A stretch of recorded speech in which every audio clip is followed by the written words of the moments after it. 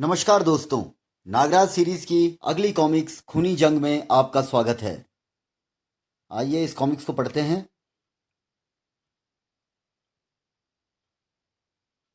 खूनी जंग। अमेरिका से यूरोप जा रही फ्लाइट में महान हस्तियां सफर कर रही हैं। सर, सबसे आगे वाली रो में नागराज सफर कर रहा है। ग्रेट विलियम का खात्मा करने वाला नागराज। यस सर, खत्म कर दो उसे। Okay sir. नागराज को 4 गार्ड्स ने घेर लिया। खड़े हो जाओ, कोई गलत हरकत न करना। विमान में सफर कर रहे यात्री स्तब्ध देखते रहे। स्टेनगंज के साय में वे नागराज को विमान के इमरजेंसी डोर के पास ले आए। जल्दी यहां से बाहर कूद जाओ नागराज। मैंने यहां कुछ किया तो गोलीबारी में कई निर्दोषों की जान जा सकती है। इससे अच्छा है तो बाहर कूद जाता हूं। और नागराज आगे बढ़ गया। जय गुरु गोरखनाथ। गुरु गोरखनाथ के बारे में जानने के लिए पढ़ें नागराज की प्रथम कॉमिक्स नागराज। उसने विमान से छलांग लगा दी। अब नागराज आकाश की अनंत गहराइयों में डूबता जा रहा था। मुझे मानवता की भलाई के लिए जिंदा रहना है, मगर कैसे? नागराज ने ऐसी विकट परिस्थिति में भी अपने होश नहीं खोए थे। एकाएक नागराज की कलाइयों से नागरस्सी निकली। अरे, ये नागानंद और नागनाथ कहाँ चले? नागानंद और नागनाथ दोनों नागराज के शरीर में वास करने वाले असंख्य नागों के प्रमुख हैं। फिर हवा में ही नाग आपस में गुंथने लगे और देखते ही देखते नागरस्सी ने पैराशूट का रूप धारण कर लिया। ओह नागानंद नागनाथ, तुमने नागराज की नहीं, मानवता की रक्षा की है। पैराशूट नागराज को लिए उस समय फ्रांस की राजधानी पेरिस के ऊपर मंडरा रहा था। एक गैम्बलिंग फाइट एरिना के बाहर एक फोटोग्राफर लड़की ने नागराज को एक अजीबोगरीब पैराशूट के सहारे उतरते देखा तो उसने नागराज की फोटो खींच ली। Gambling fight arena. अरे, यह कैसा पैराशूट है? क्लिक। गैम्बलिंग फाइट एरिना, अखाड़ा जिसमें जुआरी 2 पहलवानों पर पैसा लगाते हैं। नागराज उस सुंदर लड़की के पास ही उतरा। क्लिक। सभी नाग वापिस उसकी कलाई में समाने लगे। नागराज के सामान्य होने पर, हेलो नागराज, मेरा नाम टीना है, मैं वर्ल्ड टुडे की चीफ रिपोर्टर हूं। हेलो। टीना ने नागराज को उसके नाम से पुकार कर स्तब्ध कर दिया। उनके चारों तरफ भीड़ लग गई थी। मेरे ख्याल में इस भीड़ को देखते हुए हमें अंदर चलना चाहिए, वही सब बातें होंगी। चलो। टीना नागराज को लेकर अखाड़े की तरफ बढ़ने लगी। प्रेस कार्ड दिखाकर वह नागराज को रिंग के बिल्कुल पास ले आई। अभी यहाँ कैफी और क्रो में गैम्बलिंग फाइट होने वाली है। मैं उसी को कवर करने यहाँ आई हूँ। Gambling fighter Kaifi? इसी से मिलने तो मैं यूरोप आया हूँ, लेकिन तुमने मुझे पहचान कैसे लिया? नागराज, हमारे न्यूयॉर्क संवाददाता ने विलियम और तुम्हारी जंग की पूरी जानकारी मुझे भेजी थी, जिसमें तुम्हारा फोटोग्राफ्स भी थे। लेकिन नागराज, तुम इस समय पेरिस में कहाँ से टपक पड़े? टीना, मैं यूरोप से। नागराज ने टीना को विमान में घटी सारी घटना सुना दी। ओह, इस दुनिया में कदम कदम पर तुम्हारे दुश्मन मौजूद हैं, दोस्त भी तो हैं, और लगता है फाइट भी अब शुरू होने वाली है। कैफी और क्रो रिंग में उतर चुके थे। कैफी कैफी कैफी। लगता है कैफी काफी लोकप्रिय है यहाँ। हाँ, पेरिस में इससे बड़ा फाइटर कोई नहीं है। फाइट शुरू हो गई। टन। लड़ तो बच्चों की तरह रहा है, देखना जीतेगा यही। 2 राउंड बाद प्रतियोगिता कैफी की जीत पर खत्म हुई। Kaifi the winner. कैफी कैफी। देखो, मैंने कहा था ना, कैफी ही जीतेगा। हाँ, तुमने ठीक कहा था। दोनों एरिना से बाहर आ गए। मुझे कैफी से मिलना है टीना। 1 घंटे बाद मैं तुम्हें उससे मिलवा दूंगी। 1 घंटे बाद दोनों कैफी के ड्रेसिंग रूम में थे। हेलो कैफी, मैं नागराज, मुबारक हो। Hello, thank you. कहो, कैसे आना हुआ? मुझे न्यूयॉर्क के डॉन ने भेजा है। मैं डिसिल्वा के पहलवान सोलो से गैम्बलिंग फाइट करना चाहता हूँ। कैफी ने डॉन की चिट्ठी पढ़ी। यह ठीक है नागराज कि तुम्हें महान डॉन ने भेजा है, लेकिन सोलो का मुकाबला यूरोप और अमेरिका में तो क्या, पूरे विश्व में नहीं है। और फिर तुम्हारा नाम तो विख्यात पहलवानों में भी नहीं है। तुम पर पैसा कौन लगाएगा? सॉरी नागराज। कैफी, वैसे तो नागराज को किसी को अपनी योग्यता दिखाने की कोई जरूरत नहीं है, लेकिन तुम खुद एक पहलवान हो। आओ, 2-2 हाथ हो जाएं। मुझे मंजूर है, हाथ बढ़ाओ। नागराज ने जैसे ही कैफी का हाथ पकड़ा, कैफी ने उसे अपने ऊपर से उछाल दिया, लेकिन नागराज बड़ी कुशलता से कलाबाजी खाकर जमीन पर खड़ा हो गया। नागराज ने पलक झपकते ही पैंतरा बदलकर एक फ्लाइंग किक कैफी की कमर पर जड़ दी। तड़ाक। आह। क्लिक। कैफी दरवाजा तोड़ता हुआ बरामदे में गिरा। खड़ाक। कैफी उठकर अंदर आया। वाह, मानना पड़ेगा, डॉन ने किसी गलत आदमी को नहीं भेजा। उसने नागराज से हाथ मिलाया। तो तुम सोलो फाइट अरेंज कर रहे हो? हाँ भाई, पेरिस के सूरवीर कैफी को पछाड़ा है तुमने। अगले दिन, नागराज, मेरी बात डिसिल्वा से फोन पर हुई। वह शनिवार को मोंटे कार्लो से सोलो को लेकर यहाँ आएगा और फाइट रविवार को होगी। ओके कैफी, अब रविवार को मिलेंगे एक खूनी जंग के लिए। नागराज कैफी से विदा लेकर टीना से मिलने वर्ल्ड टुडे पहुंचा। 30 फ्रैंक्स मिस्टर नागराज। हाय। नागराज हैरान था कि टैक्सी ड्राइवर उसे कैसे जानता है। टैक्सी का किराया चुकाकर वह अंदर पहुंचा। मुझे चीफ रिपोर्टर मिस टीना से मिलना है। ओह, आप नागराज हैं ना। मिस टीना 9th फ्लोर रूम नंबर 904 में बैठती हैं। नागराज परेशान सा एक्सप्रेस लिफ्ट पर सवार हुआ। 9th floor, yes sir. 9वें फ्लोर पर पहुंच गया। लिफ्ट रुकी। सर कृपया ऑटोग्राफ दे दीजिए। क्या? लिफ्ट से निकलकर वह रूम नंबर 904 के सामने रुका। क्या हो गया है आज? जो मिलता है वही पहचान लेता है। नागराज ने दरवाजे को धकेला। मिस टीना, अजीब खामोशी है यहाँ। नागराज, नागराज। अंदर एक बड़े हंगामे ने नागराज का स्वागत किया। नागराज, तालियां। Welcome Nagraj, super hero world today. Hall में नागराज के स्वागतार्थ एक प्रेस कॉन्फ्रेंस का आयोजन किया गया था। नागराज, इनसे मिलो, हमारे समाचार पत्र के chief editor mister Howard. Hello. Hello. Daily planet के circulation manager mister Roberts. Hello. Probe के chief reporter mister Kelson. Hello. Hello. और जान पहचान के इस लंबे दौर के बाद नागराज प्रेस संवाददाताओं के सवालों का जवाब देने के लिए खड़ा हो गया। नागराज, आप यूरोप कैसे पहुंचे? नागराज, आप यूरोप किस लिए आए हो? नागराज, बुलडॉग, शांगो और विलियम के बाद अब तुम्हारा निशाना कौन है?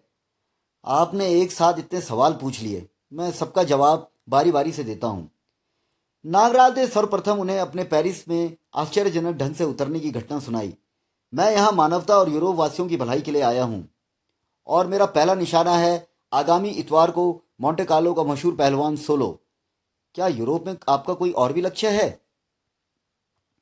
नहीं, यह मैं अभी नहीं बताऊंगा। मेरी कार्य प्रणाली अत्यंत गुप्त होती है। नागराज, हम सब आपकी असाधारण शक्ति का प्रदर्शन देखना चाहते हैं। नागराज कुछ क्षण सोचकर बोला, देखो भाइयों, नागराज की शक्ति कोई सार्वजनिक प्रदर्शन की चीज नहीं है, लेकिन मैं यूरोप के अपने बंधुओं को निराश नहीं करूंगा। जो सम्मान और प्यार आप सबने दिया है, मैं उसका बहुत आभारी हूँ। नागराज की बात समाप्त होते ही हाल तालियों की गड़गड़ाहट से गूंज उठा। तड़ तड़ तड़ तड़ तड़ तड़। नागराज ने ओवरकोट उतारकर अपने हाथ सीधे किए और उसकी कलाइयों से एक साथ कई नाग निकलकर साई साई हाल में बैठे लोगों की तरफ लपके और देखते ही देखते सबके ताली बजाते हाथों से लिपट गए। साई। कुछ तो भय से चीख उठे, बचाओ नागराज, सांप नहीं, सांप। कृपया इनसे डरिए मत, ये मेरे आदेश पर चलते हैं और केवल गलत लोगों को ही काटते हैं। लीजिए, आप कहते हैं तो मैं इन्हें वापस बुला लेता हूँ। कहने के साथ ही नागराज ने इशारा किया और सारे नाग वापस उसकी कलाई में समाने लगे। सांपों के वापस जाने पर लोगों की जान में जान आई। ओह, जान बची। मुझे तो सांप के नाम से ही डर लगता है। मेरी तो जान ही निकल गई थी। नागराज, कुछ और दिखाओ ना। नागराज की कलाई से फिर नागरस्सी छूटी, शू, और छत पर लगे फानूस पर लिपट गई। नागराज ने शरीर को झटका दिया और हॉल में बैठे लोगों के ऊपर से गुजरता हुआ, वाह, वंडरफुल, आश्चर्यजनक, सामने की दीवार पर चिपक गया। फिर उसने नागरस्सी वापस खींच ली, छूबंतर, और दीवार पर रेंगने लगा।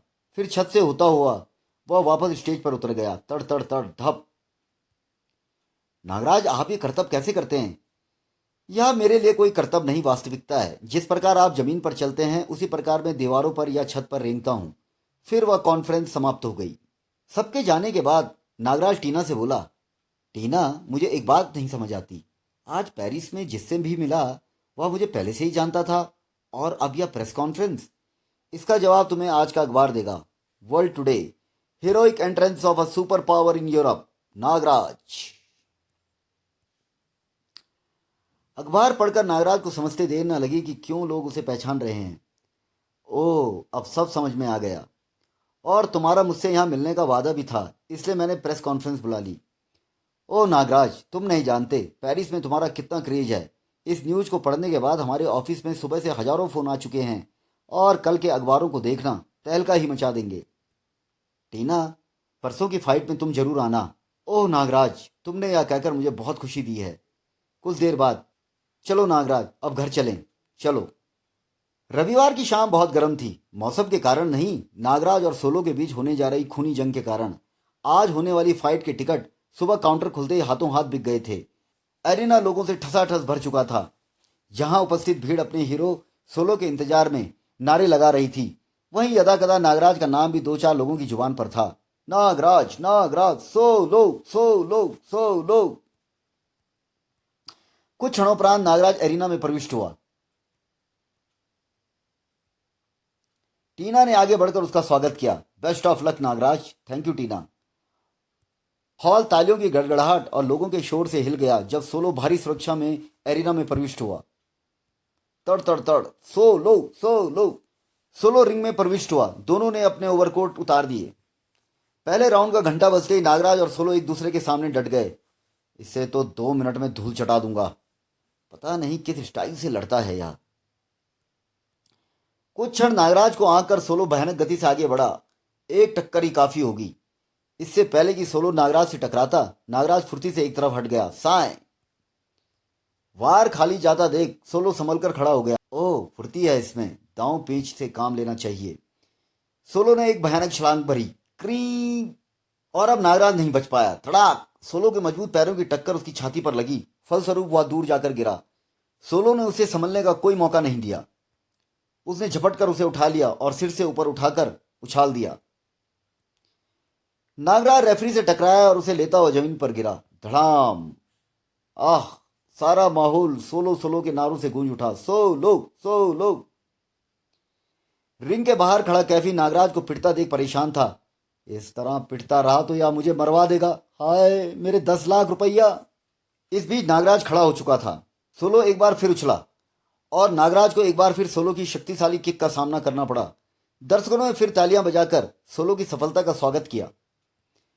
प्रलंकारी किक के तूफान से उबरते नागराज को सोलो ने बालों से पकड़कर उठाया और ताबड़तोड़ घूंसे बरसाने लगा। टन। बेदम नागराज की फरियाद समय के साथ सुनी गई। स्टॉप।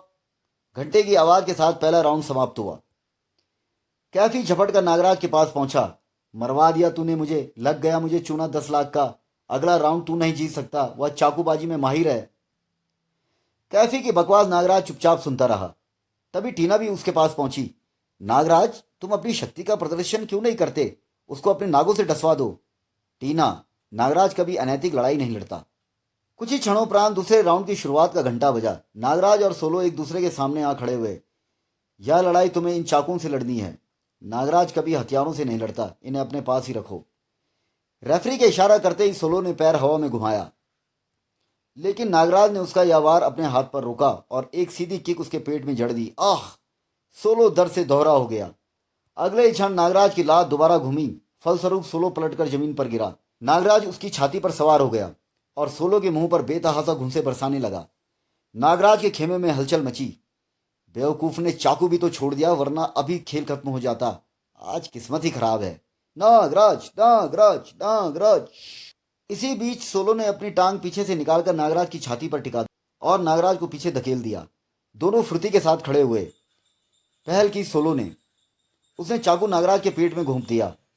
जैसे वक्त ठहर गया, दर्शकों में सन्नाटा छा गया। लेकिन जब चाकू बाहर आया, सब भौचक्के रह गए। ना तो वहां घाव था और ना ही खून है।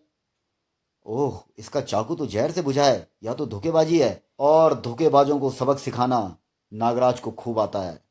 नागराज ने अपना दूसरा हाथ प्रचंड वेग से घुमाया तो सोलो के पांव तक जमीन से उखड़ गए और 2 दांत भी पेट में पहुंच गए। नागराज ने हैरान और आहत सोलो को बाल पकड़कर उठाया। आह।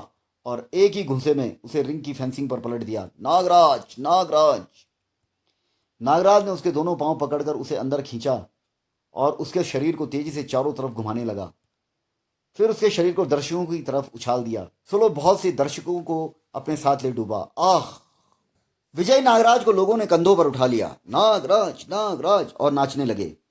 बाद में डिसिल्वा नागराज से मिलने पहुंचा। मुझे मालूम था मिस्टर डिसिल्वा कि तुम मुझसे मिलने आओगे। मुझे तुमसे बातें करनी है। मैं तुमसे सौदा करने आया हूं। बोलो। तुम मेरे लिए लड़ोगे, तुम्हें मोटा वेतन मिलेगा। मैं किसी की नौकरी नहीं करता मिस्टर डिसिल्वा, लेकिन तुम्हारे कॉन्ट्रैक्ट की कुछ फाइट लड़ सकता हूं। कोई पैसा भी नहीं लूंगा। शर्त एक ही होगी। वह क्या? सीमैन। तुम सीमैन के पार्टनर रह चुके हो। मुझे उसके अड्डे पर ले चलना होगा। तुम उसे कैसे जानते हो? नागराज के मुंह से सीमैन का नाम सुनकर वह हैरान रह गया। बहुत अच्छी तरह। यूरोप का सबसे बड़ा गैंगस्टर है वो। पूरे मोंटे कार्लो पर राज करता है और भी बहुत कुछ। नहीं, मैं तुम्हें उससे नहीं मिलवा सकता क्योंकि मैं अभी मरना नहीं चाहता। तुम्हें उसकी असली ताकत का अंदाजा नहीं है नागराज। तो ठीक है, मोंटे कार्लो में अब तुम्हारा नहीं, कैफी का धंधा चलेगा। और इसके साथ ही सारी दुनिया को यह भी मालूम हो जाएगा कि तुम्हारे पहलवान जहरीले चाकू इस्तेमाल करते हैं। क्या? तुम्हें कैसे मालूम? नागराज पर वैसे घटिया जहर असर नहीं करते डिसिल्वा। बहुत देर सोचने के बाद डिसिल्वा बोला, ठीक है नागराज, मैं तुम्हें उसके अड्डे तक पहुंचाऊंगा, लेकिन मैं खुद सामने नहीं आऊंगा। ठीक है। रात को नागराज जब टीना से मिला, टीना, मैं कल सुबह ही डिसिल्वा के साथ मोंटे कार्लो जा रहा हूँ। वहाँ रहोगे कहाँ? होटल लावेला में बुकिंग हुई है, रूम नंबर 313। अपना ख्याल रखना नागराज। अगले दिन नागराज ने टीना से विदा ली। बाय नागराज, बाय टीना। और डिसिल्वा के साथ मोंटे कार्लो के लिए विमान पर सवार हो गया। लीजिए सर, आपके लिए दूध। धन्यवाद। शीघ्र ही विमान मोंटे कार्लो के एयरपोर्ट पर उतरा। नागराज और डिसिल्वा होटल जाने के लिए एक टैक्सी पर सवार हो गए। नागराज, आगे जो कार जा रही है यहाँ के एक मिनिस्टर की है। P P. अभी डिसिल्वा ने अपने शब्द पूरे भी नहीं किए थे कि आगे वाला काफिला एक भयानक विस्फोट में उड़ गया। बड़ोम। नागराज, यह बम विस्फोट बारूदी सुरंग का था और निश्चित ही सीमेंट का कराया हुआ था। ड्राइवर ने टैक्सी रोकी और मोड़कर दूसरी सड़क पर डाल दी। हाँ, मुझे पता लगा है कि वह बारूदी सुरंगों का विशेषज्ञ हैं और आतंकवादियों को इसकी ट्रेनिंग देता है। कुछ ही देर बाद टैक्सी होटल लावेला के बाहर रुकी। तुम तो उसके बारे में बहुत कुछ जानते हो। हाँ नागराज, तुम अंदर चलो, मैं तुमसे कल मिलूंगा। ठीक है। नागराज से विदा लेकर डिसिल्वा एक ओर बढ़ गया। मोंटे कार्लो की भीड़ बड़ी सड़कों को रौंदता हुआ मोंटे कार्लो का तूफान हंटर अपनी 6 सिलेंडर मोटरसाइकिल पर उड़ा चला जा रहा था। भागो, हंटर आ गया। बचो, हंटर आ रहा है। हंटर हंटर की ठड़ाक। उसकी मोटरसाइकिल की हॉर्न की विशेष आवाज से गाड़ियां उसे यूं रास्ता दे रही थी। तूफान की तेजी से जब वह रेड ब्रिज की तरफ बढ़ रहा था, अचानक धड़ाक, हंटर ने ब्रेक लगाए, किंतु बाइक कारों से टकरा ही गई। चीं धड़ाक। हंटर मोटरसाइकिल से उतरकर कार के पास पहुंचा। उसने कार को ड्राइवर समेत उठाया। बचाओ बचाओ, और पुल से नीचे उछाल दिया। दूसरी कार भी उसी प्रकार नदी में समा गई।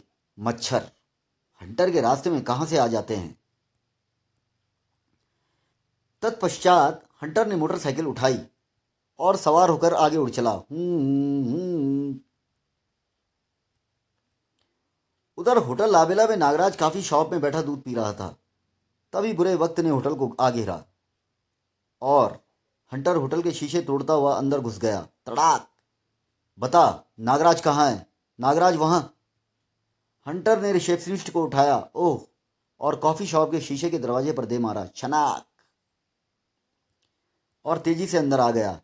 नागराज, तेरी मौत आ गई है, खड़ा हो जा। किसी को खड़ा ना होते देख हंटर क्रोधवश चिंगाड़ा।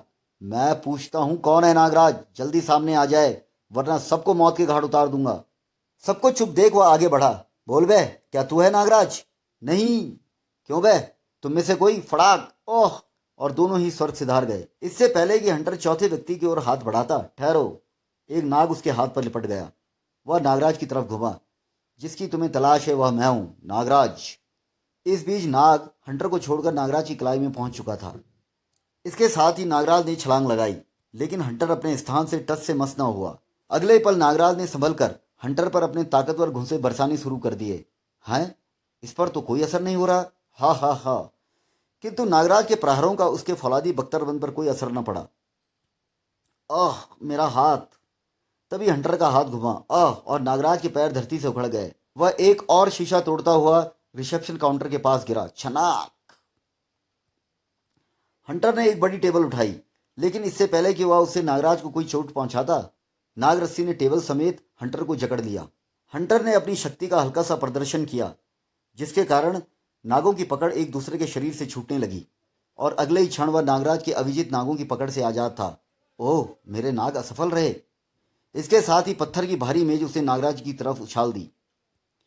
नागराज एक तरफ हटकर उससे बचा। धड़ाक। अपने पास रखा टीवी उठाया और उछलकर पास आते हंटर के सिर पर दे मारा। खड़ाक। और जब हंटर ने टीवी सिर से निकाला, नागराज वहां कहीं न था। कहां गया कायर? क्या नागराज हंटर से डरकर भाग गया? सीमेन कौन था? क्या नागराज और सीमेन का टकराव हो सका? नागराज को हवाई जहाज से मौत के मुंह में गिराने वाला कौन था? नागराज एवं उसके नागों के हर पृष्ठ पर मनोरंजन करने वाले कारनामों के लिए पढ़ें प्रलंकारी नागराज। तो दोस्तों, नागराज का यह कॉमिक्स यहीं पर समाप्त होता है। इस कॉमिक्स का अगला भाग प्रलंकारी नागराज है। तब तक के लिए आप अपना ख्याल रखिएगा। धन्यवाद।